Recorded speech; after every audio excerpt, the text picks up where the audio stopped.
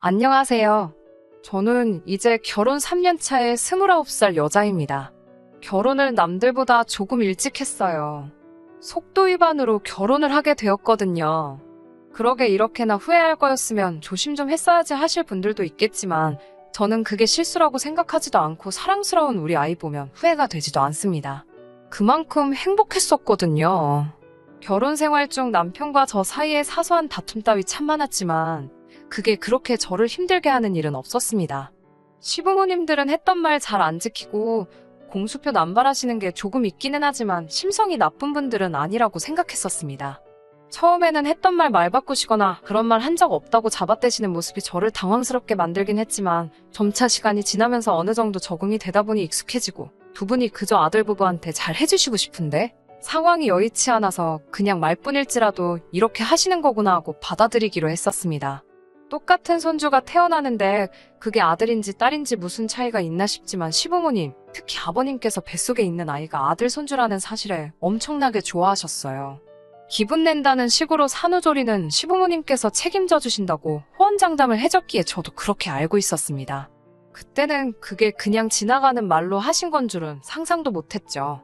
그런 것도 모르고 남들처럼 임신기간 중에 유명한 산후조리원들을 알아보고 있었습니다. 남편이 알아보면서 여기저기 보여주며 여기는 연예인 누가, 재벌가 누가 산후조리 한 곳이라며 2주에 2천만 원이 넘는 곳을 보여주기도 했어요. 이왕 내주신다는데 제일 비싼 곳에서 받으라고요.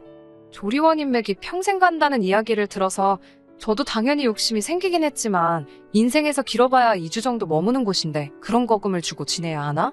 남들 받는 평범한 곳에서 남들 내는 만큼 내고 지내는 게 과연 그렇게 큰 차이가 있겠나도 싶고 조리원 인맥이라는 게 진짜 있기는 한 건가 의구심도 들었어요.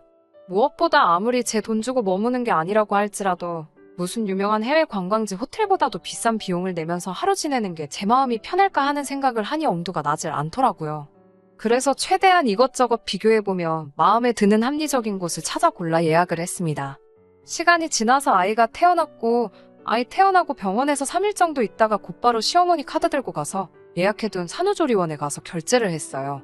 전신케어 같은 추가 서비스를 포함하고 조리원 측에서도 이것저것 할인해주기는 했는데 2주치를 일시불로 긁고 나니 300만 원 돈이 나오더라고요. 조금 부담스러운 액수기는 했지만 시부모님께서 기꺼이 아들 손주 위에 내주시겠다고 호언장담을 했으니 문제 없을 거라고 생각했어요. 그런데 그 액수를 확인하신 건지 바로 전화가 오더라고요. 엄청 당황하신 말투로 카드로 300만 원이 빠져나갔는데 이게 뭔 돈이냐고 아는 거 있냐고 하시더라고요. 어머님 딴에는 이게 무슨 사기 같은 거 당한 건가 생각이 드셨나 봐요. 그게 아니고요. 어머님 하고 어머님 진정부터 시켜드리고 지금 저희 예약해놓은 조리원 와 있다고 어머님께서 신경 써주셔서 덕분에 정말 좋고 마음에 드는 곳으로 예약했다고 정말 너무나 감사하다고 몇 번 말씀드렸지요. 그런데 이게 조리원 결제대금이라는 걸 인지하자마자 어머님은 목소리부터 바뀌더니 저보고 정신머리가 있는 거냐고 하면서 욕을 하기 시작했습니다. 조리원 비용이 뭐가 그렇게 비싸냐고, 이게 무슨 돈이 이렇게나 나오냐며, 너 진짜로 조리원 온 거 맞냐고 다급한 말투로 계속 저를 다그치시더라고요. 어머님께 요즘 조리원 비용치고는 평범하게 나온 거라고 설명드리고 싶었는데 이미 그 말을 꺼내기도 전에 전화로 이게 뭔데 그렇게 비싸냐고, 요즘 애들 돈에 이렇게 개념이 없어서 쓰겠냐고 성질을 부리시더라고요. 자기 때는 산후조리 같은 건 있지도 않았던 건데 이제 처음 시작하는 신혼부부가 벌써부터 이렇게 사치를 부리면 앞으로가 안 봐도 뻔하다고 하시면서 혼자서 중얼중얼 하시더라고요. 해주신다고 해서 한 거고 부담드리지 않기 위해서 더 비싼 곳들 포기하고 최대한 저렴하고 좋은 곳 발품 팔아가며 찾아서 한 건데 그런데도 이렇게 욕을 먹고 있으니 살짝 어이도 없고 할 말도 없었습니다. 평소에도 뭐 해주시겠다 공수표 남발하셨는데 이번에는 다른 것도 아니고 아이가 태어나는 거니 설마 이번에도 거짓말 하시겠어? 하는 생각을 했었거든요. 뭐 달리 드릴 말도 없고 해서 그냥 가만히 조용하게 있었더니 어머님이 얼른 환불받고 자기 집으로 오라고 하셨습니다. 산후조리 그거 반값에 본인이 해주신다고 돈 그런 데다 버리지 말고 자기한테 그 밥만 줘도 조리원 뺨치게 도와주겠다고 하시더라고요. 아니 산후조리비 본인이 해주신다고 했으면서 본인이 해줄 테니 돈을 내놓으라는 건 또 무슨 소리며. 그리고 솔직히 아무리 정말 정성을 다해 저를 돌봐주신다고 한들 산후조리를 세상 어느 며느리가 시댁에서 받고 싶겠어요? 어머님께는 이 조리원 예약한 지도 벌써 반년이 넘어가고 그렇게 저희가 단순 변심으로 환불 요청을 할 수도 없다고 예약금 걸어놓은 것도 있고 공실라면 이쪽에도 손해기 때문에 깐깐하다고 아무래도 환불은 안 될 것 같다고 말씀드렸지요. 그러니까 또 저랑 통화 중인 건 안중에도 없으신지 혼잣말로 계속 중얼거리시더라고요. 아무래도 며느리를 잘못 들인 것 같다는 둥 아들 낳아준다고 칭찬해줬더니 기고만장해진 건가? 이러면서요. 제가 어머님한테 무슨 말씀을 하시는 거냐고 물었는데도 제 질문은 듣는 둥 마는 둥 계속 혼자서 이 상황 저 상황 말도 안 되는 상상을 해가면서 제가 마치 정신 빠진 며느리고 우리 아들은 여자복도 없다느니 하면서 저를 완전 이상한 사람으로 만들어 드라마를 쓰고 계시더라고요. 어이가 없어서 가만히 있는데 보호자로 따라 나온 친정엄마가 제가 전화통화하면서 표정이 굳어있는 걸 보니 옆에서 저를 쿡쿡 찌르시면서 무슨 일이냐고 계속 물어보시고 계셨어요. 그런데 통화가 계속되면서 원성이 높아지니 전화기 너머로 소리가 조금 새어나갔는지 친정엄마도 시어머니가 지금 전화기 너머로 조리원 비용이 너무 많다고 저를 나무라고 있는 상황을 다 알게 되셨습니다. 어머니가 통화하고 있는 제 전화기 뺏어가지고 사부인 내 딸 산후조리비는 내가 할 테니 환불을 받으라던지 정신 빠진 며느리라는 그런 말씀은 이제 그만하시죠 하고 말하셨어요. 막상 어머님도 대화 상대가 저에서 사돈인 친정엄마로 넘어가니 불편하기는 했었는가 봐요. 그런 게 아니고 그런 게 아니라 이러면서 현재 상황을 변명을 하시다가 그러면 일주일은 시어머니가 일주일은 친정엄마가 하는 식으로 서로 반반씩 부담하는 게 어떻겠냐고 제안을 하시더라고요. 친정엄마는 씩씩대면서 전화를 끊어버리셨고 말이 안 통하네 안 통해 하면서 저한테서 시어머니 카드 뺏어가시고는 그 길로 창구로 가지고 가서 시어머니 카드로 결제된 금액 전액을 환불 요청을 하셨습니다. 그리고 나서 다시 친정엄마 카드를 가지고 전액 새로 결제를 하고 오셨어요. 친정엄마가 결제하러 가신 상황에 잠깐 혼자 있었는데 몸은 또 왜 이렇게 아프고 힘든 건가 갑자기 서러워져서 눈물이 나더라고요.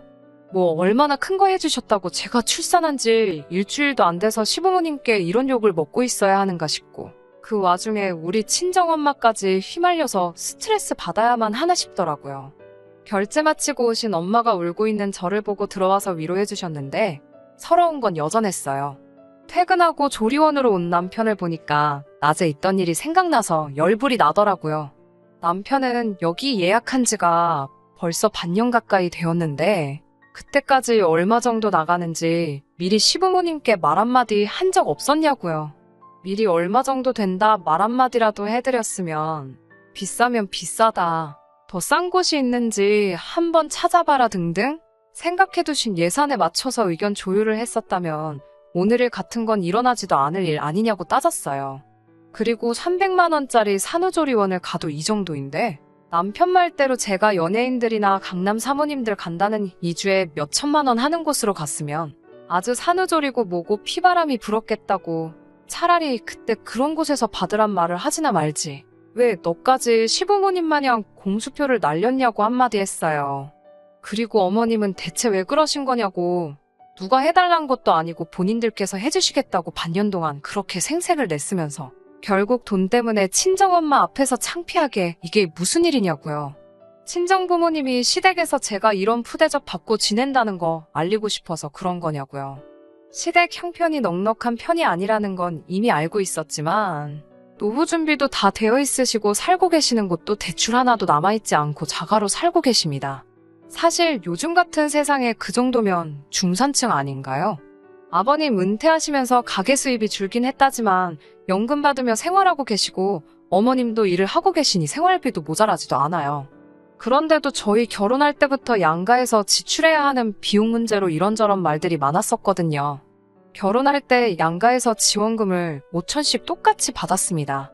남편보다 제가 모아놓은 돈이 훨씬 많아서 제가 7천을 가져왔고 남편이 3천을 가져왔어요. 결혼 비용에서 제가 훨씬 더 많은 돈을 지출하게 되었지만 크게 신경 쓰지 않았습니다.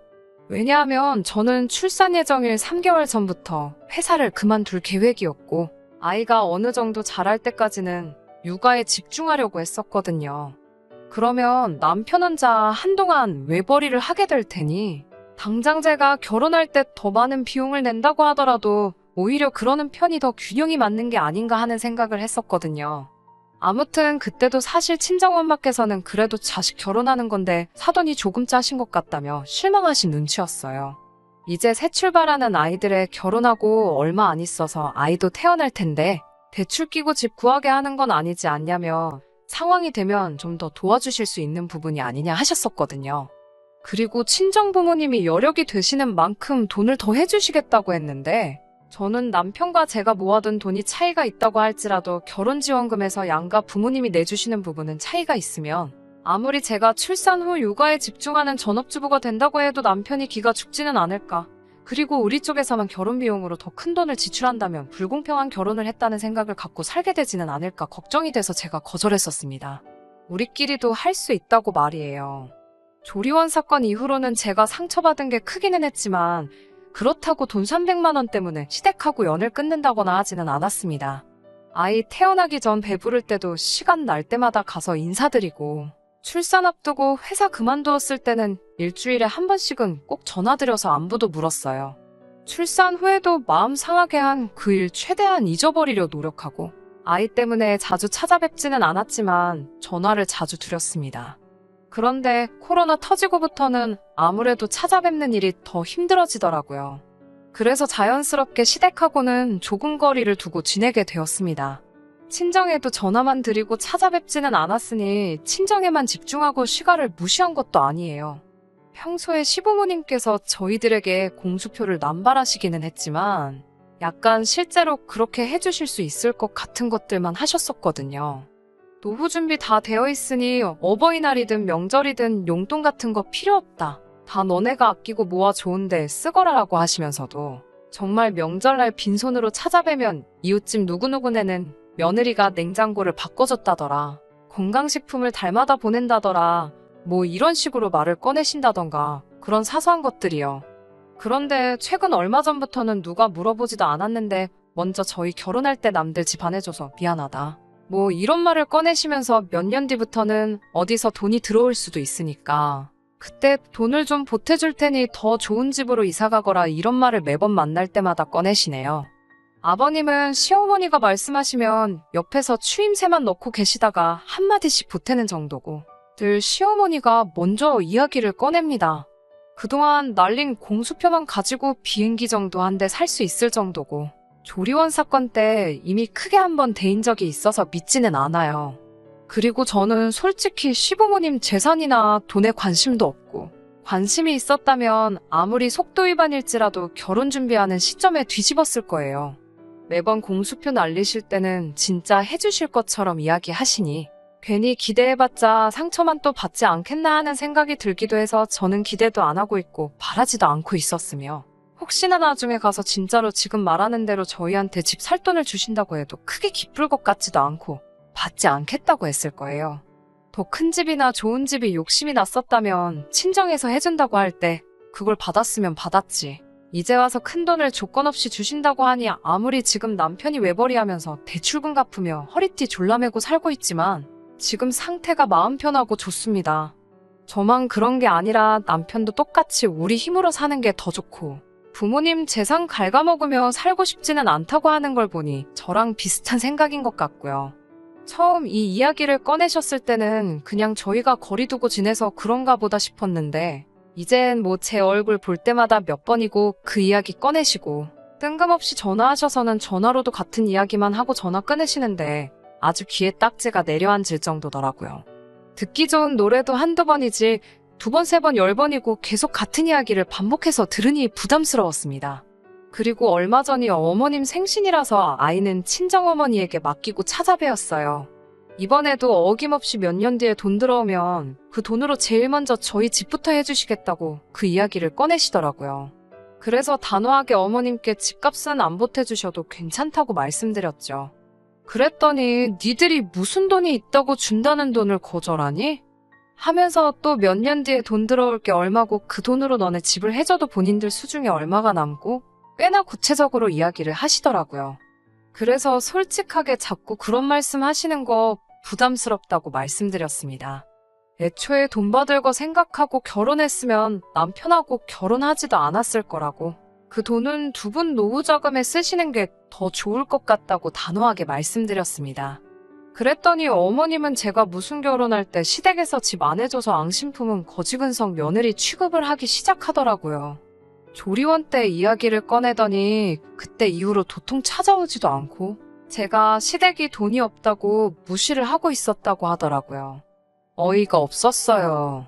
자주 찾아뵙지 않은 건 사실이지만 그건 조리원 사건 때문에 마음 상해서 일부러 거리를 두고 지낸 게 아니고 코로나 때문이고 시댁에 방문 안 한 만큼 친정에도 똑같이 안 갔거든요. 그리고 그 돈을 제가 달라고 한 적도 없고 결혼할 때도 양가 지원금에 대해서 정말 단 한마디 말도 꺼낸 적 없었는데 갑자기 제가 시댁이 돈이 없다고 무시를 하니 어쩌니 하시니 참 어이가 없더라고요. 조리원 일은 일부일 뿐이고 결혼 전부터 여태까지 참아왔던 게 한 번에 다 터져나왔어요. 시어머니께 단도직입적으로 말했습니다. 그러면 어머님은 제가 받을 게 있어야만 시댁에 잘하는 속물이라 생각하시는 거냐? 여태껏 해주신 거 없어도 이렇게 잘하고 있는 저희를 왜 나쁜 사람 만드시는 거냐고 한마디 했죠. 그러니까 어머님이 이번에는 어느 집 며느리는 해외여행도 보내주고 뭘 해줬다더라, 이런다더라 저런다더라 저랑 비교질을 하면서 성질을 부리시더라고요. 아버님도 대놓고 내색은 안 하지만 어머님 말씀 거들면서 자기 아는 누구누구네는 차도 외제차 멋들어진 걸로 바꿔줬다더라 또 추임새를 넣고 계셨고요. 없던 일 지원해서 저를 거지근성 가득한 며느리로 만드는 가운데 다른 집 며느리들이랑 비교까지 하고 있으니 더 참을 수가 없더라고요. 그래서 그냥 에라 모르겠다 하고 저도 속에 없는 이야기까지 꺼내서 터뜨려버렸습니다.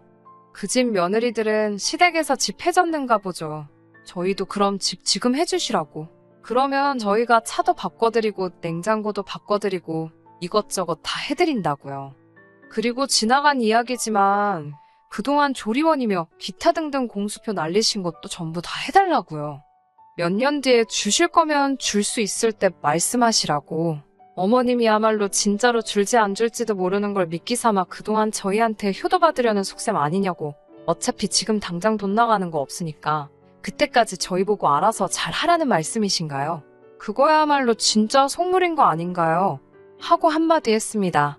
그리고 원래는 받을 생각 없었는데 어차피 거지근성 며느리 된 김에 주신다고 한 건 받아야겠다고. 몇 년 뒤에 그 돈 생기면 그때 연락하시라고 했어요. 어머님이 원하시는 대로 받은 만큼 효도하는 며느리 되겠다고요. 그 돈 주시기 전까지는 저희도 받은 게 없으니 효도는 못하겠고 다음에 또 찾아뵙는 건 그 돈 받고 나서가 되겠네요 하고 말하고 남편 데리고 나와 집으로 그냥 돌아왔습니다. 그리고 그 뒤로는 시부모님도 저한테 질린 건지 연락 한 번 없고요. 남편하고는 따로 연락을 하는지 모르겠지만 물어보면 자기한테도 그 어떤 연락도 하지 않으신다고 하네요. 남편은 중간에서 사실 아무 잘못도 없는데 새우등 터진 게 아닌가 하는 생각에 남편 보면 가끔 안쓰럽고 마음이 안 좋을 때도 있습니다. 저희는 사실 시부모님 연락을 기다리고 있어요. 뭐 안 주셔도 되고 바라지도 않아요.